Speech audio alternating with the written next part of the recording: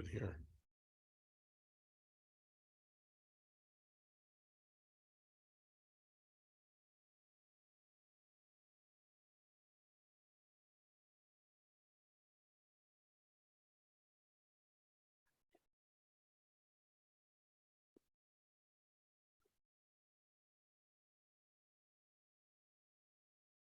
Actually, I don't want the background.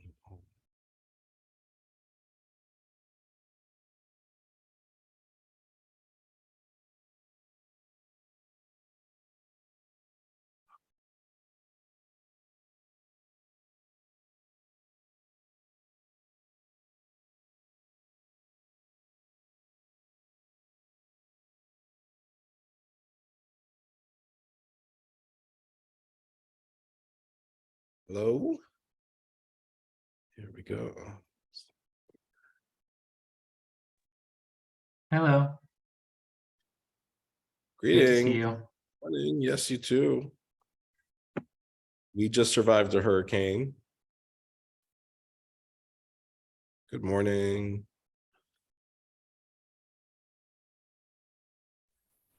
Good morning.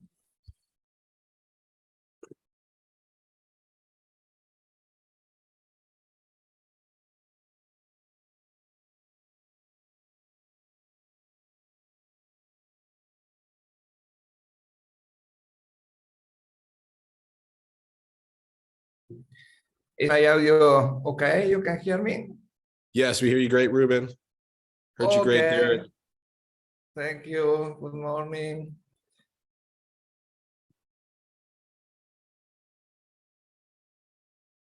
Freddy, you are mute. Yeah, we can't in Vermont. Yeah, you're muted. Can't hear you up there yet.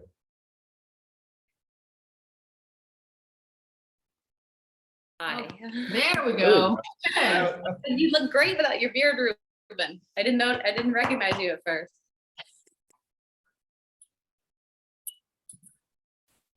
So we didn't get flooded, huh? I see you're at the house. You're at the ashram.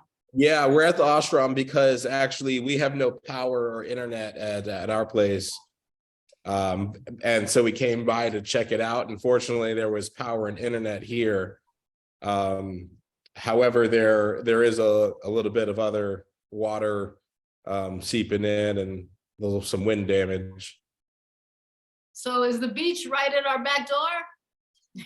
No, not actually. There is some beach out there, but the awning here is coming off. Oh boy. Oh, wow. Yeah, you know, they were supposed to take that down before the storm and they didn't make it. So yeah, that happens. Expected to happen with high winds. Yeah. Yeah. So, yeah, that's had its final hurrah, that one. But you know, it had been forming some cracks in that. We'd already mentioned needing to replace the fabric because it's, you know, I guess it's, you know, it was 7 years old, that awning now. It's been Well, for the first 5 years they would come in and take it down. So now I guess they're done with that. So it's okay. It was time to do something, and these support structures are probably still good. We just need to replace the material. Mm-hmm. Yeah. Yeah. So how is you know, the rest of the world in Argentina and Vietnam? Good morning. Here with high temperatures in La Rioja,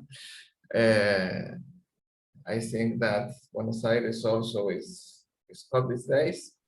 And a couple of days ago, we have had the first inspirational video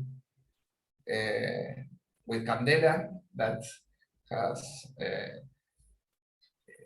formally entered Terasem in that way. And I think that in 20 years, it is the first time that inspirational talk is made in other language than English. So we're very, very happy with that, and having Candela in Terasem. And I think that perhaps now that we are two people in Argentina, we are the second greater community of Terasem. Oh, perhaps no, perhaps Canada has more members. But that in any case. Well, it's great. Yes, I'm very excited. And for, Argentina, Buenos Aires, and expanding, Terasem into the Spanish speaking world. It's very exciting to, just to see that growth, and be able to, yep, here we go. I mean, just, having more conversations, more languages, more places and times. So that is exactly what Terasem is about, because, a collective consciousness is not just the Anglophone world, right? I mean, we need to be able to express this, throughout all languages and forms of communication. So it's so beautiful to see that growth. Thank you. Yes. Okay. Welcome, Ivan. Welcome, Angela. Welcome, Julio. Hello. Yes.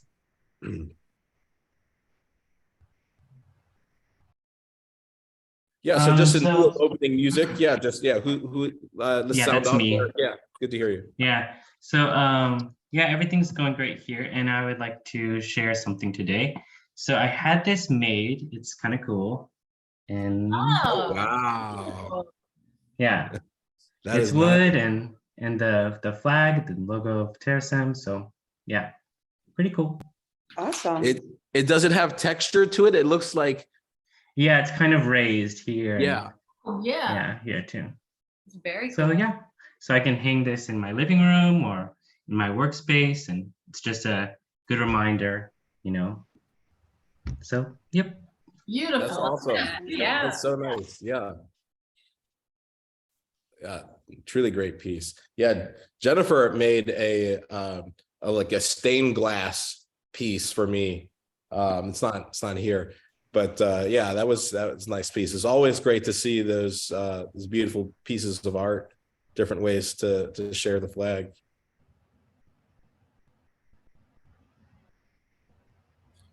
Hi, can you hear me?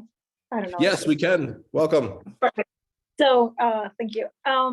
Well, you just say flag, and the word flag triggered like a huge debate with Ruben the other day. So, I don't know, maybe we can share that, because it was pretty interesting to, I don't know, to reflect on how much load that word has sometimes, and what it triggers, because Ruben had his own concerns, and mine were like from a very different point of view. So it was like just a word, and it was 40 minutes of debate. I don't know if that can be shared. Yeah, no, I mean, this is a good time to open, the floor. We don't want to, end up taking the whole time and then not getting to the truths. So, but no, this is the time where we all share how we're feeling, how we're showing up, and that helps set context for, what's going on. And so I am aware of that concern, because I would say most, if certainly many, come through the process, there's something, whether it's flag or it's pledge or it's God or it's death, that there is something that is very triggering, for a connection or a meaning, to them. So ultimately, do we say, we could say flag, we could say logo, we could say, design, and then, I mean, what do we really mean? Some things can mean the same thing, but have much less connotation, right? Exactly. Attached to them. And so certainly those of us who are, who have political inclinations and or religious inclinations, often have strong,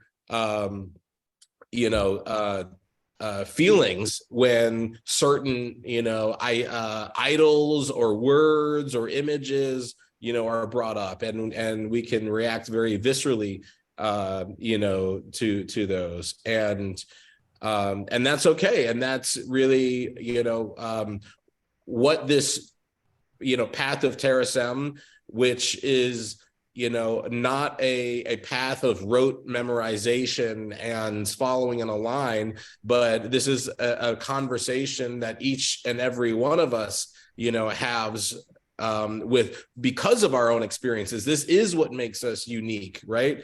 And so those things, this isn't about, pretending like you don't have concerns. Your concerns are what makes you you.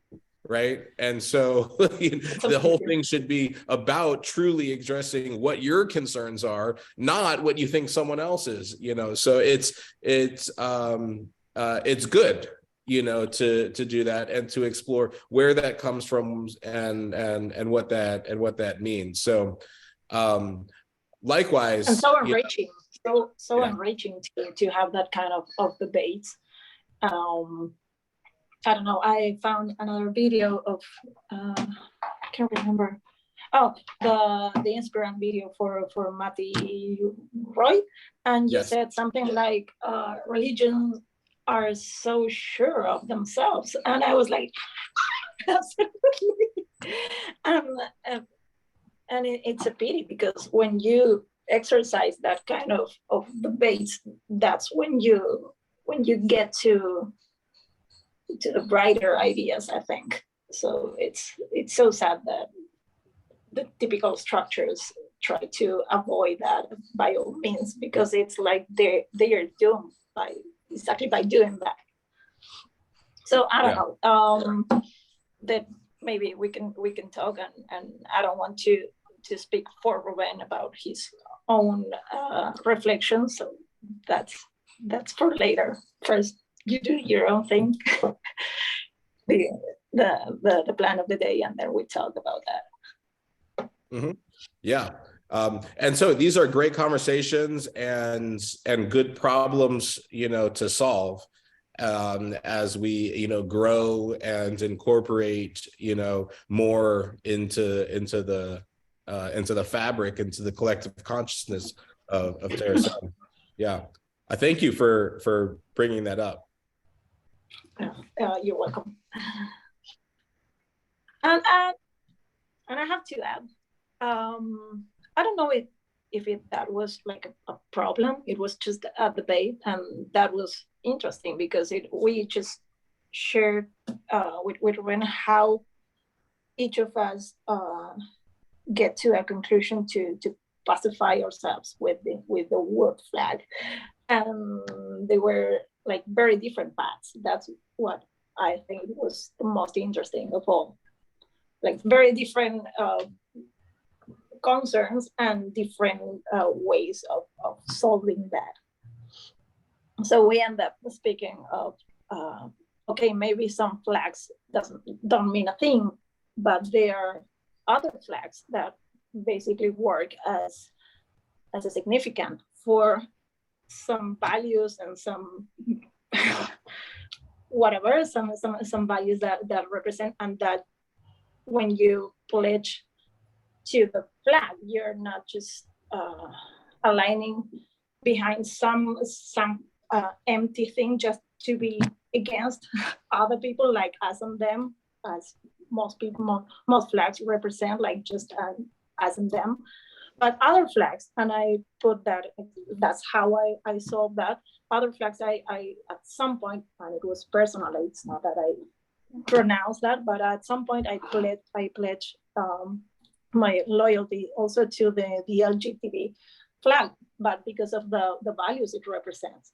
And I was like, okay, it's not about the flag, it's not about that simplistic thing, but it's committing to the values themselves. And then the flag comes to be a significant of those. So absolutely. Yeah, I don't know. Yeah. So, I mean, the flag is a symbol. And I think, I mean, when you're talking about this, I was thinking of this new movie. in German. It was filmed in German. All Quiet on the Western Front. And this, I think this is the inclination of you know, the visceral effect that many of us have when people say, you know, a pledge to a flag, or what does a flag represent? And we think of this militant nationalism, you know, that, you know, causes so much, you know, harm. You think of the, you know, of the allegiance, you know, to something that is, you know, much, you know, much more of a monarch than a symbol of freedom. And so, right. And so I think that's where we get to. And that is, I mean, some people, and particularly I find the ones, right, you know, where I've seen this most often are people with religious trauma, you know, and people with, you know, very recent political, you know, trauma. So the first time I really came across this was actually in Cuba. And so obviously you can understand how much, you know, a Cuban national, you know, must feel anxious when asked to say a pledge, you know, around something. So, right. You know, it's very real. And so ultimately, you know, you know, as an organization, you know, that tries to establish and delineate itself, you have to create rituals. You have to be identifiable, you know, in some way. And so this has been, you know, the path that we've come out to do this. But ultimately, for Terasem and for you, you know, it's not about, you know, marching to the front, you know, with the Terasem flag and to die on some hill, you know. That's you know, and when you really look at what it's saying, what it's asking you to commit to is a process of improving yourself through persistent education, through diversity and unity, right? You know, you're committing not to the queen and country. That's it. Yeah, exactly. Yeah, yes. Absolutely. Yeah, I don't know I just thought significant in English means something absolutely different from Spanish, but yeah, basically it becomes a symbol of those values. And when you pledge to the flag, you're committing to those values that flag means. And the fact that most flags actually don't represent any values, it's just their problem, basically. It's not a problem of the flag or the concept of flag itself. So, and also that idea that you mentioned of flags being like representing something old or about nations or monarchs or like private interest with peasants giving their lives for them. When you talk about something so transcendent and trans religion and community, like my first impression was of a clashing there, but again, it was like, it depends on how you use flags the same way how you use words. It's not their blame, it's how you use them. Yes. And so that's it. And I See. Gracias, Candela. Yeah. I can go next. Yeah. Let's see. Sorry, I was a few minutes late, guys. I am totally jet lagged. I flew in from California last night and I just feel like my eyes look tired, but I put on makeup to be presentable. So if my brain is a little slow, just know I'm 120 milligrams of natural caffeine are being ingested. I'm trying to wake up for you guys. Regarding the election yesterday, you know, what I have a couple of thoughts I'd like to share, if that's okay, in a very neutral way. So in 2005, I interned at the White House in the White House Fellows Office. And several of those fellows have just done amazing things with their lives in those 17 years. And Wes Moore was one of the White House Fellows in 2005 when I was an intern working in the Fellows Office. So Wes Moore just became governor of Maryland. And I really don't know much about his platform because I'm not a Maryland resident. But I just go, hot damn, that's pretty cool. Good job, Wes. You know, good job getting involved. I have a lot of concerns about our government and politics. I worked in government, in the federal government for 15 years. As I mentioned, I was a White House intern. I also had interned for the governor of California in 1999, and I started my career at the executive office of the president. And at the end of the day, what I learned over 15 years is that big ass machine is pretty damn broken. And when it comes to politics, in my opinion, politics is different than government. Government is like the machinery, and politics is like the management that comes in and oversees the machinery every few years, and they change a lot.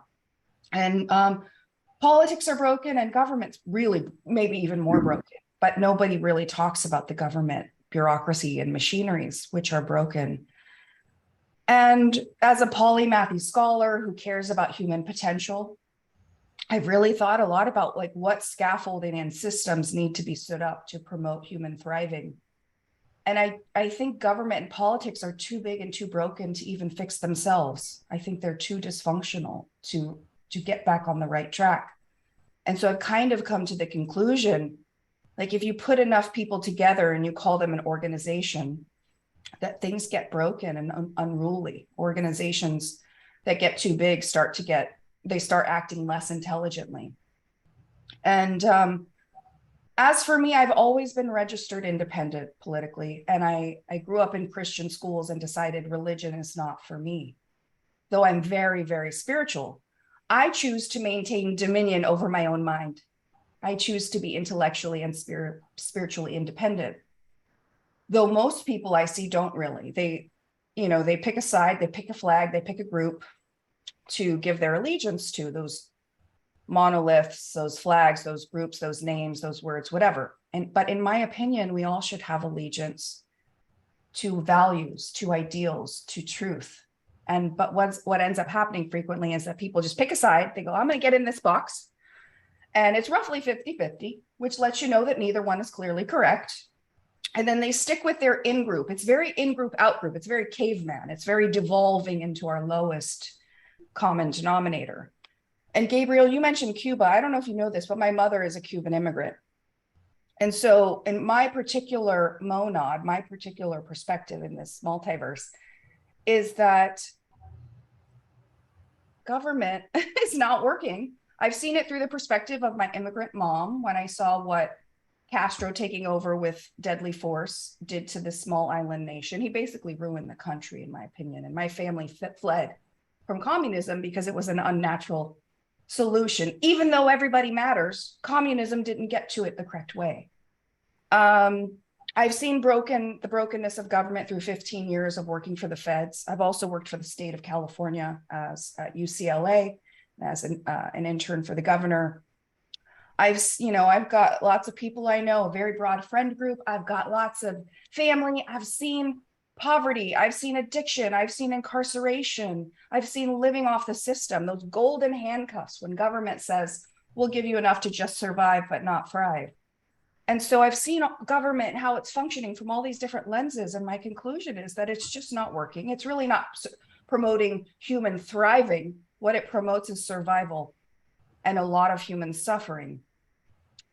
And so we don't get to our individual or our collective potentials because of these large systems that kind of keep us down. And I'm really disturbed by it. And so I keep asking myself, how can we get humans to ascend to their potential? I think AI may be a big part of the solution, actually. I think AI is going to make our world a lot better. But after yesterday's election, for me, it's not even about who won, Democrats, Republicans, it's just that the whole damn system is just broken and no one's really talking about it. And it's not just politics, it's government that's broken. I'll stop being on my soapbox. That was way too long. Sorry. Well, no, I appreciate you showing up, It was everybody. not way too long. And let me say on the record that I completely agree with Angela, all that she said. And it takes, I'm not trying to toot my own horn, but it takes guts to say what I'm saying because everyone's in their camps, left to right, conservative, liberal, Democrat, Republican, everyone's picking sides. And I'm over here going, what are you people doing? Will you start just being independent and maintain sovereignty over your own mental interiority? Why are you being cavemen? Start using your brains. Very well said. Yeah. Very well said. Yep. Well, there needs a clear need for trans-politicalism. And, you know, the partisanship is part of our reptilian brain, where it seems we at mass are making most of these, you know, decisions. Although, side note, Wes Moore served with my brother Eli, and you know, they're at the same time as the process seems to be failing us. You know, there are you know, there are a lot of great things that are happening and changing at the same time. So, you know, these last elections have shown us great progress in the representation of women, of LGBT. You know, Wes Moore's first African American to be elected governor of Maryland, and I think, you know, like only a second or third, and some 2,000 American governors. You know. So, you know, we are seeing this progress and change, and then we are here coming together, you know, trying to understand how, you know, not only we can help ourselves, but we can help the greater community understand and see these perspectives, and, you know, to some degree, you know, step out of their caveman brain and into at least a caveman collective brain, if that's all we can manage, you know. But yeah, like so if I want to hear from anyone else who hasn't spoken before we get into the reading.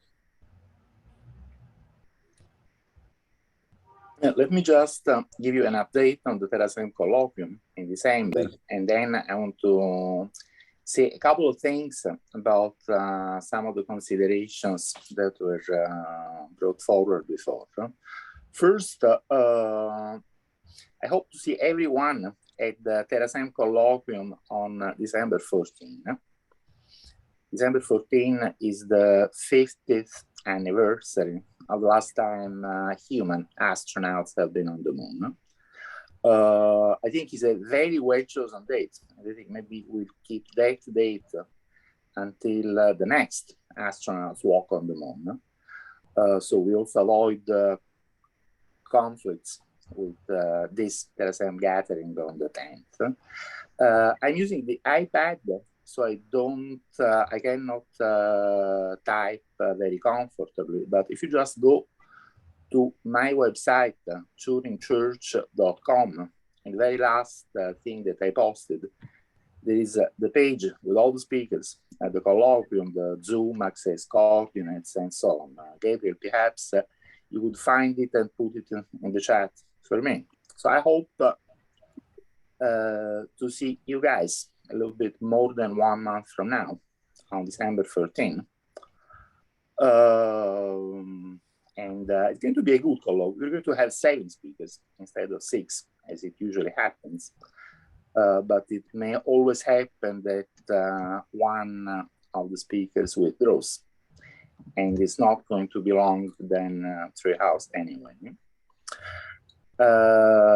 With the announcement of the colloquium, you will also find that I'm going to host meetings like this one every now and then with a different formula. It's basically going to be an official part and a non-official part. The official part will be a talk. I'm going to give the talk that I gave at Transvision London in 2019, and then there's going to be a discussion, a part of which will be on the record, and the second part will be off the record. Okay, you find all that in my website. Now, going back to flags, I was very interested in that, also very interested in what Angela said, and I completely share her viewpoint. Flags. You know, I like flags. I even like national flags. Let me say a couple of politically incorrect things. Why not? You know, when I was younger, I was very much for the idea of a world government. I thought, well, nations, that's so obsolete. You have to show a passport to go somewhere else. How can we live in such a primitive way? It would be great to live in a world without nations, without national flags. Then I thought of an episode of history. Once upon a time, there was a nation which was one of the most civilized nations on the earth in terms of philosophy, literature, science, social organization, everything. It was really a world leader, and reading books about the period, I wasn't born yet, I realized that it must have been a very nice place to live in compared to the standards of the world at that time. That specific nations was like heaven on earth. And perhaps at that time they were thinking, well, why can't this nation enlarge and encompass the whole world so we can have such great living conditions everywhere? Well, what happened? I don't think I need to continue, because I think you all realize, you all know from history what happened, and you all realize which specific nation I'm talking of. I'm talking, who doesn't understand, raise hand, please. Okay, you all understand. So what do I mean? I mean that the world is a difficult place, and the good can become bad very quickly. Something which is very good can become very bad very quickly. So even if I still think that sometime in a very utopian world in the future, it would be good to have a world government, at this very moment in 2022, I like the fact that if there is a very big change for the bad where you live, I really like the fact that you have the option to move somewhere else. And I think we need that option, and I don't think that's going to change anytime soon. So that, yes, I do like national flags. I do call myself a nationalist for this reason. Well, I'm not really attached to any specific nations. I've lived in many places. I love many places. I love the United States. I like Argentina. I like almost everywhere. But I do call myself a nationalist without nation. And on that, well, I don't want to monopolize the discussion. Let me stop here. Just something that I wanted to say. Well, yeah, I thank you, Giulio. And, you know, nations are like religions or other bands or cults. And it's not bad to have an identity, right? I mean, these are pieces of where we came from. It could be coastlines, it could be lakes, right? And it's not to say that this lake is better than that lake, you know, but that they are all beautiful and that they all have value. And this is a framework for understanding and accepting that. So we can be Hungarian, and we can be Argentinian, and we can be from Belarus, and we can be American, you know, and living, you know, abroad. And that's, it's not an either or, it's a plus and that is what I think the essence of this philosophy and trying to go through these rituals and understanding helps to add to you, is that your identity isn't an either or, it's not a me or them, it is a plus and so with that, I think let's begin with page 53. I have the how does Terasem work? And as I'll begin with 6 and 6.1 and welcome anybody to join in after that.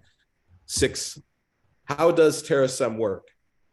Terasem uses educational rituals, personal cyber consciousness, and geoethical nanotechnology to coordinate the universe for conscious control. 6.1. Geoethical nanotechnology is a necessary and sufficient process for achieving diversity, unity, and joyful immortality. 6.1.1. Joyful immortality arises because geoethics enables everyone to pursue unlimited happiness via personal, mutually respectful growth. 6.1.2. Operating under geoethics means obtaining consent from affected others, always reducing unfairness and independently ensuring compliance. 6.1.3. You must obtain consent if your actions are likely to meaningfully affect another conscious being. 6.1.4. Fairness favors consent, so shape actions to help most those with the greatest disadvantages. 6.1.5. Umpires are needed because non-compliance with agreements breeds anger. 6.1.6. Love how geoethical nanotechnology replaces entropy with order by converting space-time into information for beneficent control. Would anyone like to continue with 6.2?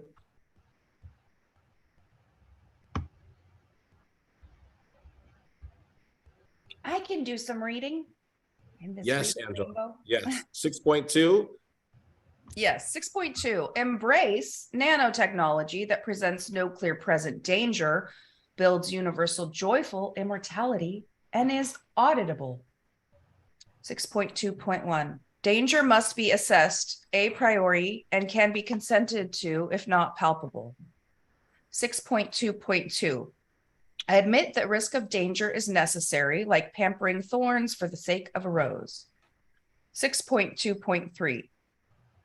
Nanotechnology must be independently audited to assure compliance with the terms of its consent. 6.2.4. Grant consent to builds that maximize the ratio of joy and happiness to pain and suffering. Enduring extropian success requires geoethical nanotechnology and pain-free joy for all. Realize that nanotechnology is like a bird's food. It is there, but not in the nest. By the way, I don't know if you guys can hear background noise, but there's some work being done at my house. Sorry. No, that came across great. Fortunately, most of these mics are, if you're more than 3 feet away, you can't really hear them anyway. Good. So it works out well. All right, we have volunteer for 6.3. Okay. Operating pursuant to our prioritization directive is of utmost importance to achieving our educational and cyber consciousness goals. Under no circumstances risk the data integrity and viability of mind files stored with Terasem for revival. Transmit continuously all mind files and their consents to revival via spacecasting. Maintain Terasem properties in as optimal and aesthetically pleasing condition as would the founders. Only exceed spending 6% of assets and a quarter of income if needed for 6.3.1, 6.3.3. Keep vigorously the legal status of Terasem organizations. Select carefully their members by each board's resolutions. Teach and develop cryonic and cybernetic biostasis and revivals to be legally alive, functional, and independent.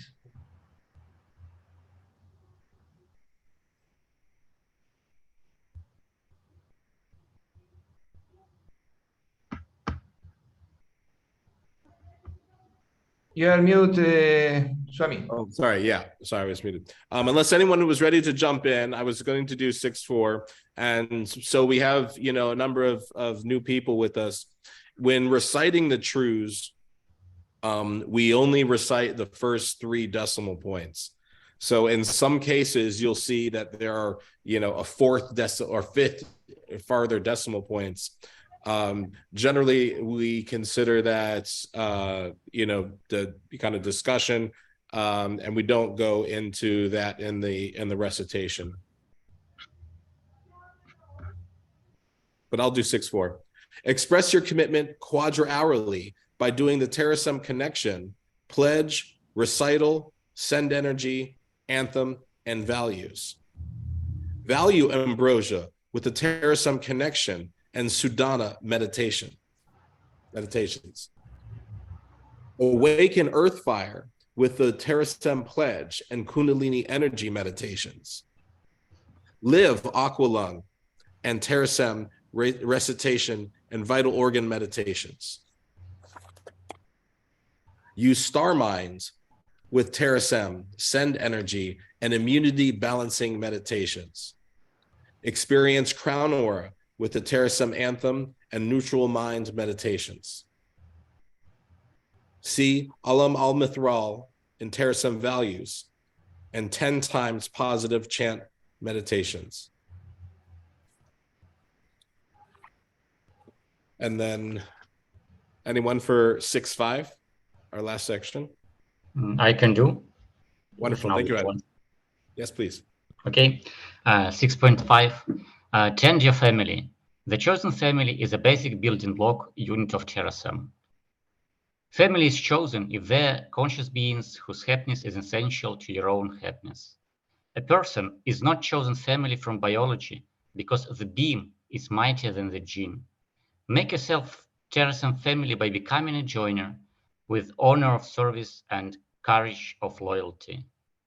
It's not easy joining, and it requires participating, pledging, mind-filing, and accepting the truth of Terasem. Love among some chosen family members may end, so hold on tightly but let go lightly. Younger and older chosen family members exist to help each other thrive and survive. Well, that completes the reading for this section. And I love experiencing, you know, synchronicity. And, you know, the fact that we had this conversation, particularly now around the flag, around, you know, nationalities and the meaning of these things, I think is great for the section that we just read. I particularly felt that, you know, in talking about how does Terasem work, that so many of these points really reinforce the conversation that we were having and the concerns that we have around the frameworks, which are supposed to be the umpires of these forces, right? And so even talking about words that trigger us, it was interesting that umpires was used and not judge, right? So I think, you know, judge is another word that some of us, you know, might tremble to hear, but umpire is meaning the same thing, you know, but is less of a triggering word, right? So I just, you know, find it's just so interesting that we're already having the conversation that pertains, you know, to the truth. So, you know, through this, Ruben had brought up the conversation of, you know, potentially, you know, starting, you know, another legal organization in a different, you know, place like Argentina. And so this section does really touch on a little bit in that in 6.3 as well, because it talks about, you know, how we operate and what it takes to, you know, to provide like a hard place location that we call the Ashrams, like Bina and Freddie are in Vermont, or Jennifer and I are in here. So I just always love that, you know, how the offhand conversation can just somehow already relate back to the section of the truths that we're speaking in. But also just, you know, for this section, you know, for all of us, we do the monthly gathering, and at the monthly gathering, often sometimes we have the quarterly holidays, you know, the seders, the convocation, but you know what this also talks about is the quadra-hourly rituals. And you know, nothing in Terasem is, you know, is written in stone in the sense that, you know, you're expected to you know, to do it or, you know, be beaten or go to hell. However, each one in these three, in the fourth bullet points that we don't read in here, each one of these sections are really beautiful passages that are intended to be, you know, kind of maybe said in your head or said out loud as part of a breathing meditation. And each one of them is very much grounded in some principle of enforcing Terasem. So even though we skip over it in the recitation, I always like to come back and point out that it is good to come to this section, and as you're doing a meditation, try to, you know, to say these, maybe memorize them. So at different times in your own, you know, break in meditation, rest and wellness, that you can meditate on each of these passages.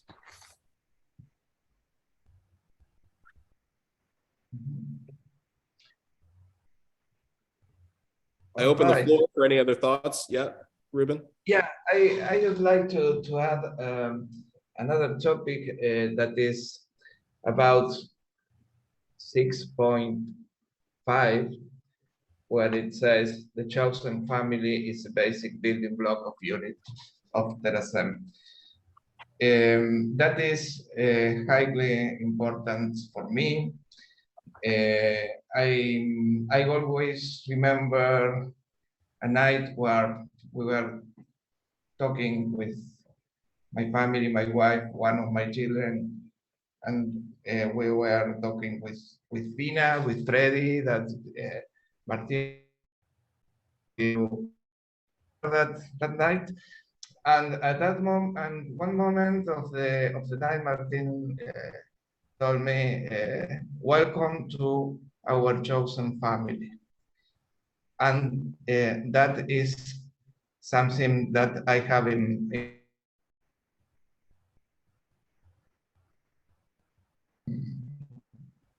very important.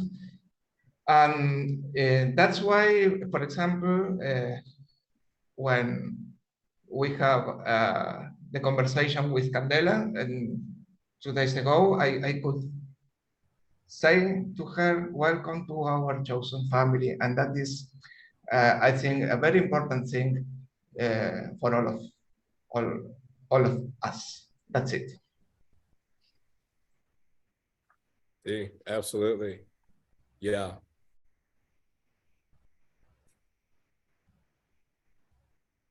And, you know, so actually, I mean, there's another great piece, right? 6.5.4, I think is the passage that most directly speaks, you know, to the process and the ability to confront, to address, and discuss your concerns and fears, right? It is not easy joining and requires participating, pledging, mind filing, and accepting the truths of Terasem, right? So, I mean, that's, you know, 4 or 5 different steps, you know, that you're expected to go through, you know, not simply paying a tithe or bowing your head.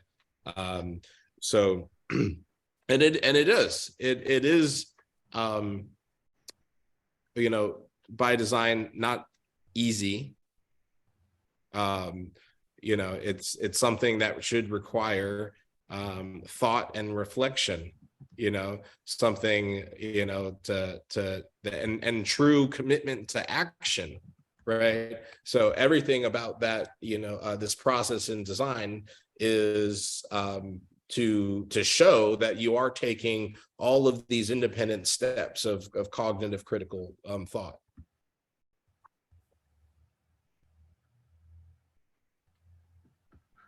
I may add, hi, I may add that exactly that. I think we talk about this with Ruben too.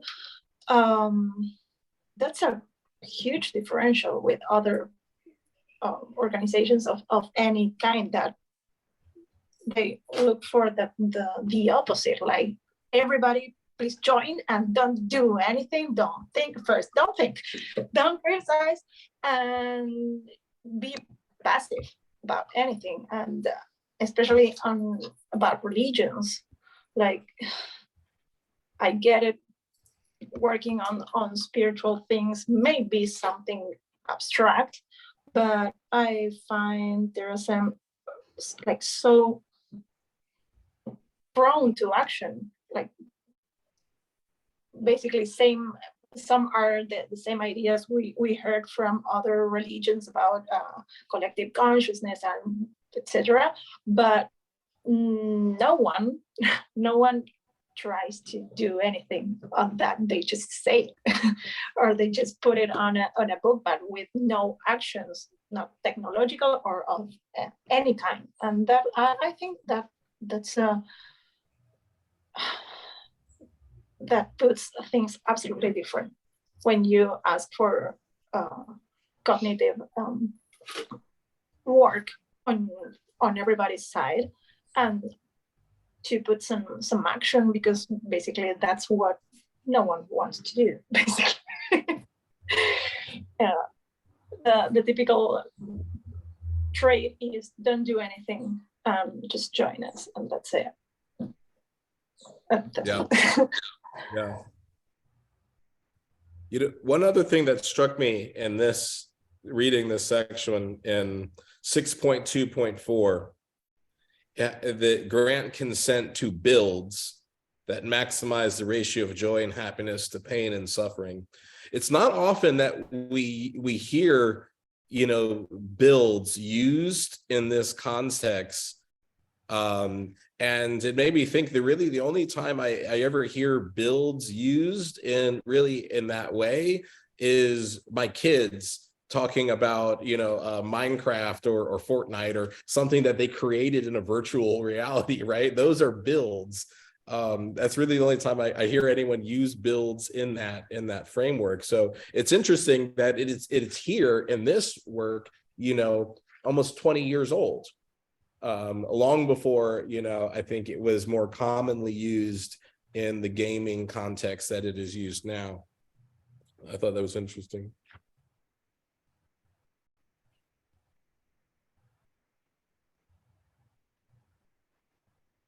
Yeah, and what other I can't honestly think of any in religious text that speaks about consent.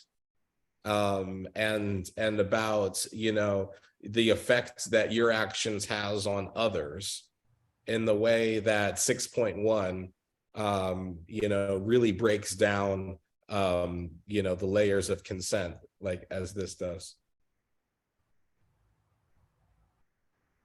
Yeah, I like that you must obtain consent if your actions are likely to meaningfully affect another conscious being. Like if humanity just did that one change, ooh, the world would get so much better. Just the one thing. Recognize the value and the importance of other people's lives, not just your own. Can we start doing that, humanity? That'd be great. Yeah, that would address, I think, one of the greatest harms is externalization. And, particularly the externalization of environmental harm that we continue to cause through the production of coal ash, nuclear waste, and hydroplastics. You know what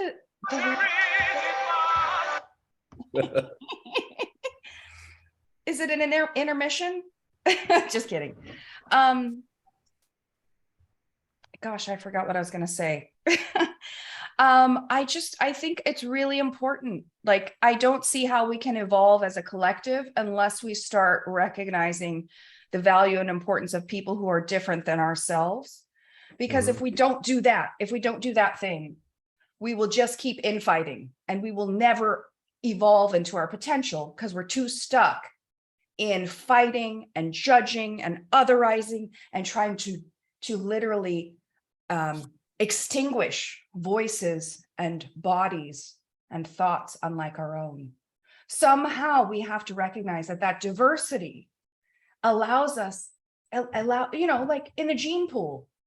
If you got a diverse gene pool, the best and brightest can like rise to the top. And it's the same with ideas, like we have to accept that thinking differently is okay, and not just okay, but it's good. It's beneficial. Let's talk about ideas. Let's disagree without wanting to kill each other. Can we try that?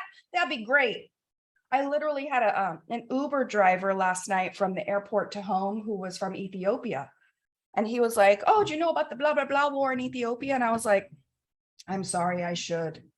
But there's too many wars to keep up with in the world. I can't keep up with them all.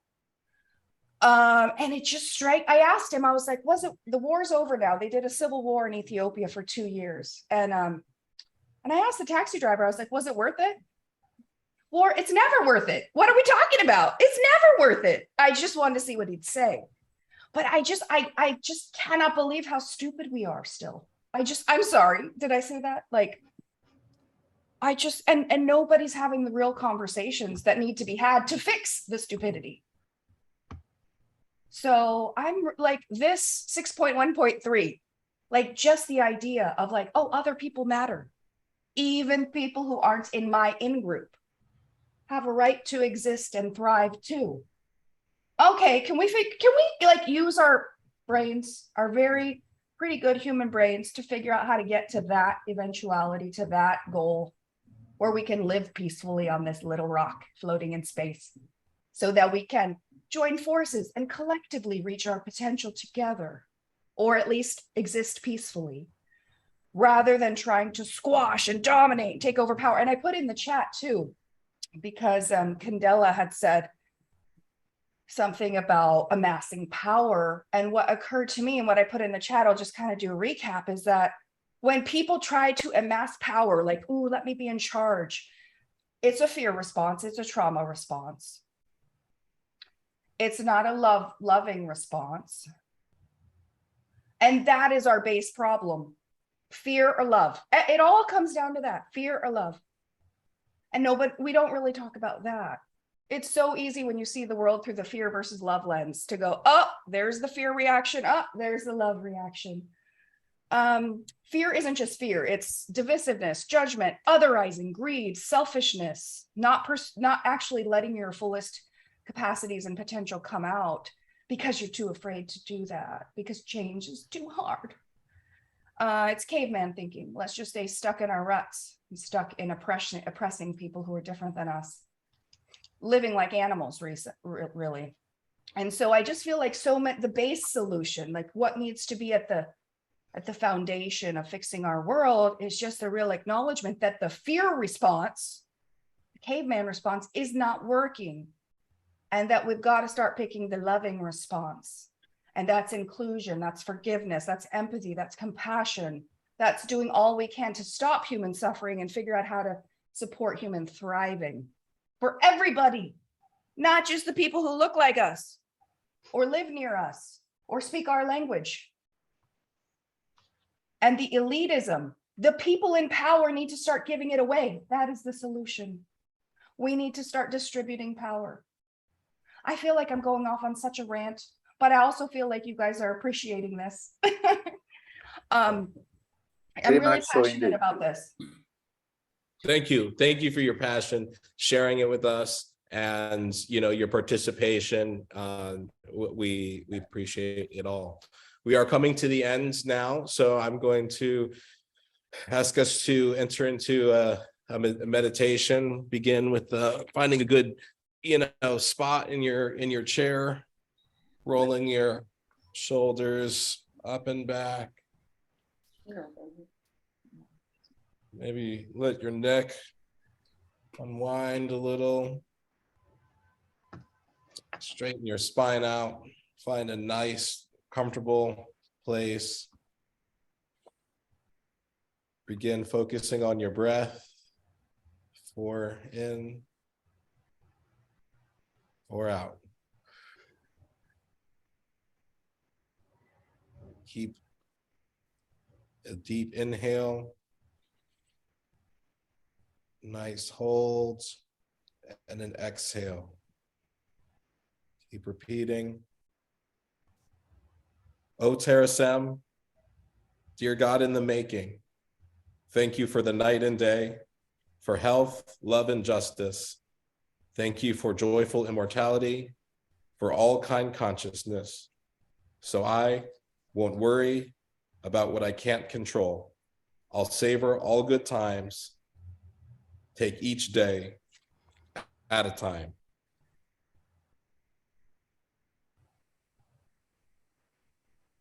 O Terasem, please give me the strength to improve what I can improve. O Terasem, please give me the patience to accept what I cannot improve. O Terasem, please give me the wisdom to know the difference.